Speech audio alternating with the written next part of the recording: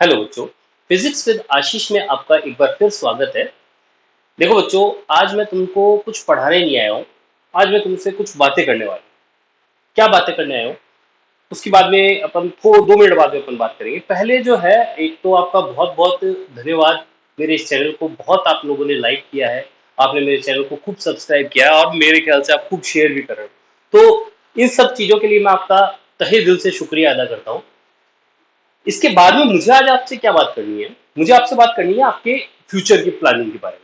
ठीक है, तो ये जो लेक्चर होने वाला है, वो लेक्चर जो है वो मेरे पढ़ाने से ज्यादा इंपॉर्टेंट है, क्योंकि आज हम तुम्हें डिस्कस कर रहे हैं।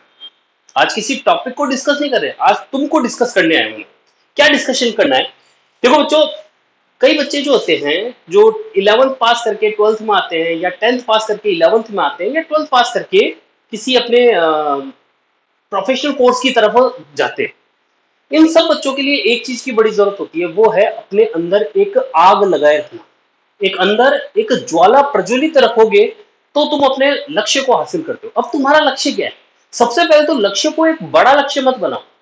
आज आप 10th क्लास में आप सोचते हो कि मैं तो पता नहीं क्या बन जाऊंगा, ये बनूंगा वो बनूंगा। उतने बड़े लक्ष्य को पाने के लिए हमें उस लक्ष्य को छोटे छोटे लक्ष्यों में डिवाइड करना होता है। जैसे एक टेंथ क्लास पास करके जो बच्चा 11th क्लास में आता है, वो बच्चा ही तो है। वो क्या होता है कि अपने आप को रिलैक्स मोड में ले आता है। सबसे पहले तो रिलैक्स मोड में क्या है, भाई मैंने अपना 10th बोर्ड दिया है।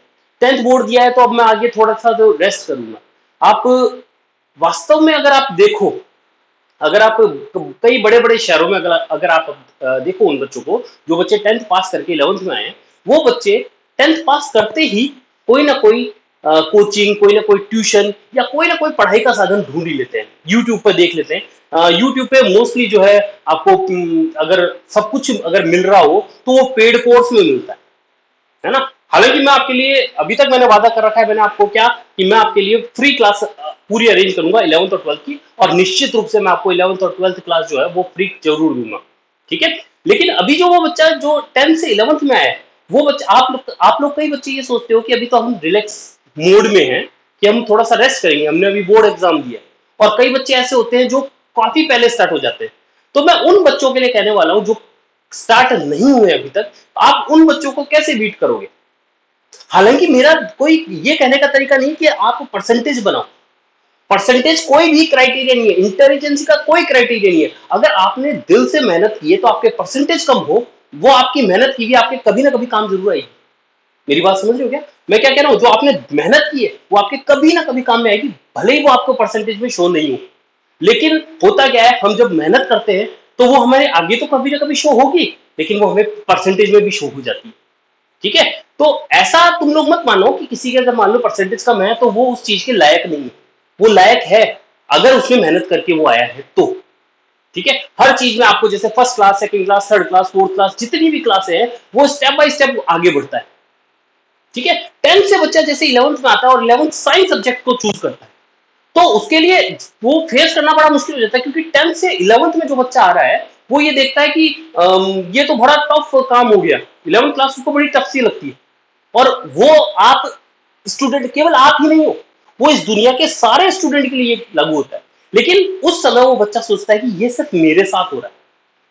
आप ऐसा मत सोचो, इस दुनिया का हर एक स्टूडेंट जो है उसको ये प्रॉब्लम फेस करनी पड़ती है। मैं जब 11th में आया था, मैं 10th में बहुत ही ब्रिलियंट स्टूडेंट हुआ करता था, और 11th क्लास में जब मैं आया तो मैंने मैथ्स, जो मेरा बहुत स्ट्रॉन्ग पॉइंट होता था, वही मैथ्स मुझे एक तरीके से मेरा आईना दिखा रही थी। लेकिन अगर मैं उससे डर के बैठ गया तो फिर मैं कुछ नहीं कर पाता। उसी तरीके से आपको मैं कह रहा हूं कि अगर आप उस चीज से डर के बैठ जाओगे, यानी कि 11th क्लास वाले बच्चों के लिए कह रहा हूं फिलहाल, कि अगर उस चीज से डर के बैठ गए तो आप लोगों के लिए साइंस जो है आपके सर के ऊपर चढ़ जाएगी।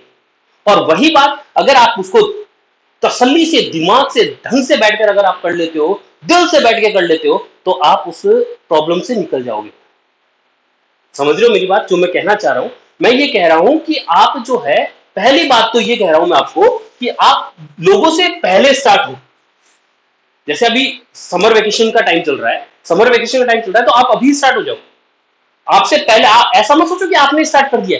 आपसे पहले कई लाखों बच्चे हैं जिन्होंने स्टार्ट कर चुके हैं। वो लोग कहीं ना कहीं से अपना जुगाड़ कर कर आके अपना वो काम स्टार्ट कर चुके हैं। तो आप औरों को इंतजार मत करो, आप ये देखो कि मेरे को अब चालू हो जाना है। अब इस चीज के डिप्रेशन में मत चले जाना कि जब लोग पहले ही चालू हो चुके हैं तो अब हम क्या कर लेंगे। हमको कहीं से तो स्टार्ट करना पड़ेगा। तो 2 महीने बाद स्टार्ट करोगे उस चीज को, आज स्टार्ट कर लो। छोटे छोटे पोर्शन में अपने सिलेबस को, चाहे फिजिक्स हो, केमिस्ट्री हो, मैथ्स हो, बायो हो, जो भी आपके सब्जेक्ट है उनको छोटे छोटे पोर्शन में करना चालू करो।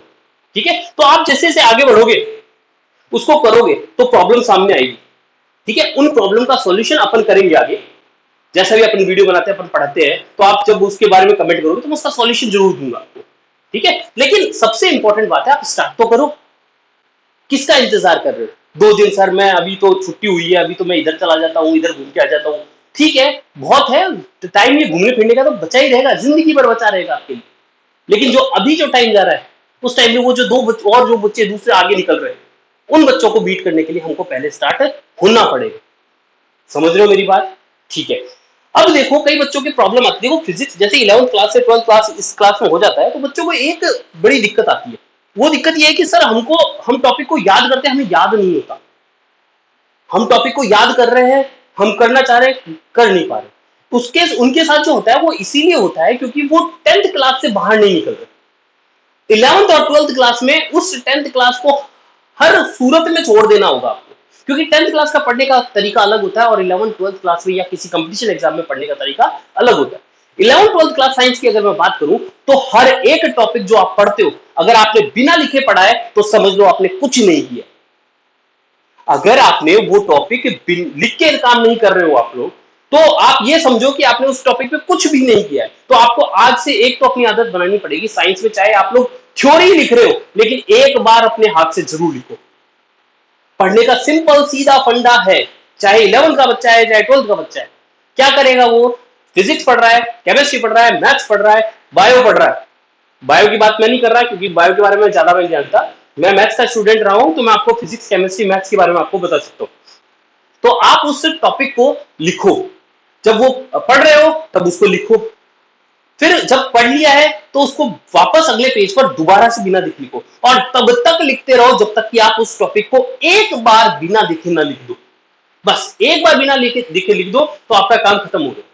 अगर आप यही काम किसी कंपटीशन एग्जाम के लिए तैयारी कर रहे हो तो इतना काम करने के बाद में आप उसका जो हेडिंग है उस हेडिंग की तरफ ध्यान दो, और जो उसका रिजल्ट आया उसको याद कर लो। भाई अल्टीमेटली अपन के काम क्या आएगा कंपटीशन एग्जाम में? अपने तो वो रिजल्ट काम में आएगा, उस बीच की थ्योरी जो है वो कुछ काम में नहीं आनी अपने, वो बस दिमाग के अंदर रखनी है। एक तो हेडिंग क्या है कि भैया हमने क्या किया, किसके लिए किया, जो डिराइव कर रहे हैं वो क्यों कर रहे हैं, एक तो उसको ध्यान दो, एक जो आंसर आया है उसको ध्यान दो, बस ये कंपटीशन के लिए हो जाएगा। 11th 12th वाले बच्चों को एक बार बिना देखे जरूर लिखना। मेरी बात समझ रहे हो? तो एक तो मैंने कहा कि उन बच्चों से पहले स्टार्ट हो जाओ जो बच्चे अभी वेट कर रहे हैं कि भैया अब हम 2 महीने के बाद में पढ़ेंगे, अभी स्टार्ट हो जाओ भैया। ठीक है,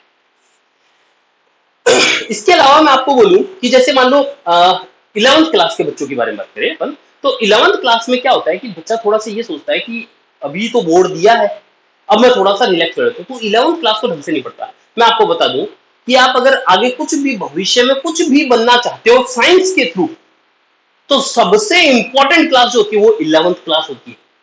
शायद हो सकता है कि आप लोग अभी नहीं मानो, लेकिन थोड़ा सा टाइम जब बीत जाता है ना, जैसे अब जो 12th क्लास में आ गए बच्चे जिन्होंने थोड़ा बहुत पढ़ना स्टार्ट कर दिया और उनको समझ में नहीं आ रहा, तो समझ जाना उन्होंने पहले कहीं मक्कारी की है। जब तक उस मक्कारी को आप लोग दूर नहीं करोगे, मक्कारी से मेरा मतलब ये है कि जब तक आपने जो 11th में उस सब्जेक्ट के प्रति धोखा दे के आए हो आप लोग, उस धोखे को दूर नहीं करोगे तब तक आपके सामने समस्या बनी रहेगी एज इट इज। तो फिर क्या करें सर?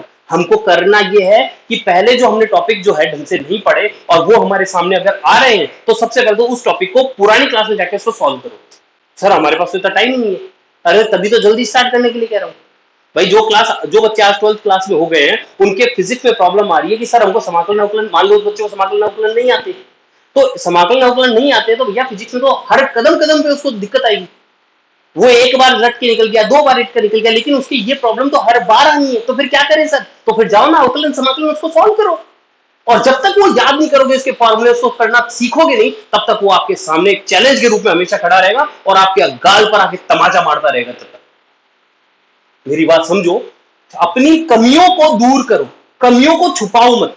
आपकी कमी है आपको पता है, है ना। एक हम सेल्फ एडजस्ट बड़े करते हैं। क्या सेल्फ एडजस्ट करते हैं कि हमारे मान लो 2 नंबर एक्स्ट्रा आ जाते हैं। मान लो हमारे नंबर तो आए 4 और वास्तव में हकीकत में नंबर थे 4, लेकिन हमारे नंबर आ गए 5 या 6 नंबर आ गए। तो हम ये सोचते हैं कि हम 6 के डिजर्विंग हैं।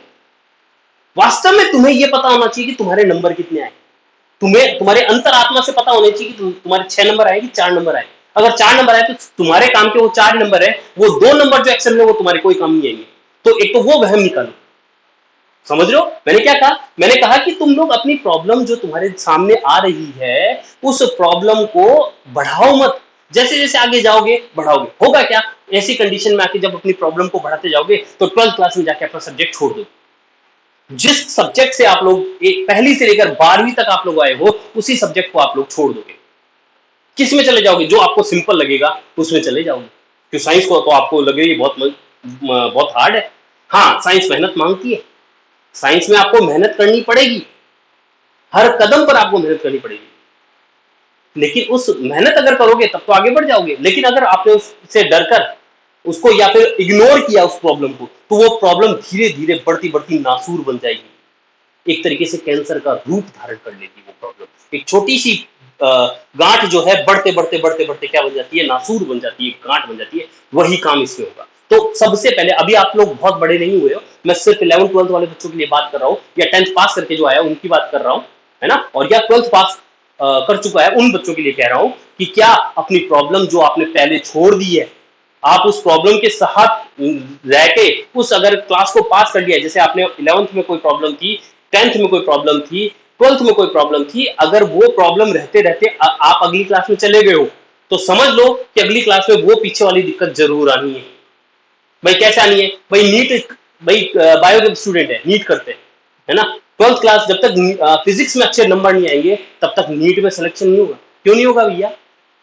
कैसे नहीं होगा? क्योंकि फिजिक्स आनी है, और वो फिजिक्स की चाहे 45 भी क्वेश्चन क्यों ना हो, लेकिन वो 45 क्वेश्चन ही डिसाइड करते हैं कि आप रैंक में हो या नहीं।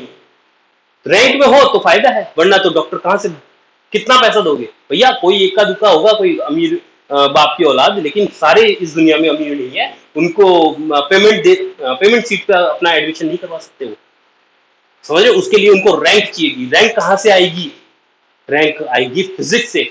मैं केवल फिजिक्स नहीं, हालांकि केमिस्ट्री और सब्जेक्ट भी है, लेकिन एक बायोलॉजी वाले स्टूडेंट के लिए तो मैं कहूंगा कि क्या है वो, उसके लिए तो सबसे ज्यादा इंपॉर्टेंट फिजिक्स ही है, क्योंकि सबसे ज्यादा कम नंबर जो आते हैं वो फिजिक्स में आते हैं बायो वालों के लिए। बायोलॉजी वालों के लिए बायोलॉजी अच्छी होती है क्योंकि वो शुरू से पढ़ता आ रहा है, पढ़ता तो खैर फिजिक्स भी आ रहा है, लेकिन बायो वालों के लिए मैथ्स जो होती है, उसकी फिजिक्स के अंदर क्या होती है? मैथ्स होती है, तो वो उसके लिए दिक्कत डालेगी। समझ रहे हो मेरी बात? ये तो पर्टिकुलर नीट वाले सेक्शन की मैंने बात कर ली, लेकिन आप किसी भी कंपटीशन की बात कर लो, अगर आपने अपनी प्रॉब्लम को बनाए रखा है तो वो प्रॉब्लम आपके सामने बार बार आके खड़ी होगी।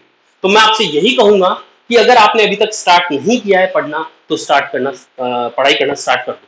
पहली बात तो ये। और अगर आपकी कोई छोटी क्लास की प्रॉब्लम, चाहे वो 10th क्लास की हो, चाहे 4th क्लास की हो, चाहे 6th क्लास की हो, चाहे कोई सी भी क्लास की हो, अगर आपने पीछे का कोई काम अधूरा छोड़ के आए हो, तो पहले उसको पूरा कर लो, क्योंकि वो कभी ना कभी आपके सामने आना ही है। मेरी बात समझ रहे हो?